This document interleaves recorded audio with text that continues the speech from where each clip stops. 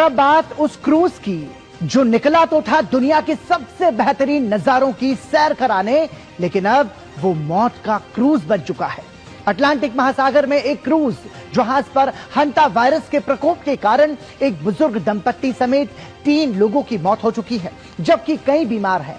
WHO के अनुसार मामले की जांच जारी है। इस मामले में हंटा वायरस के संक्रमण की पुष्टि हो चुकी है। 2 ब्रिटिश नागरिकों में हंटा वायरस संक्रमण की पुष्टि हुई। WHO ने कहा कि कोविड जैसी महामारी का खतरा नहीं है। एजेंसी ने बताया कि फिलहाल क्रूज शिप MV होंडियंस पर मौजूद किसी भी ब्रिटिश यात्री या क्रू में बीमारी के लक्षण नहीं दिख रहे हैं, लेकिन सभी की कड़ी निगरानी की जा रही है।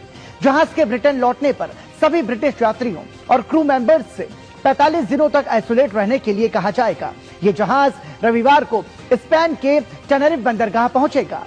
अब आपको बताते हैं कि ये पूरा मामला आखिर है क्या। तो इससे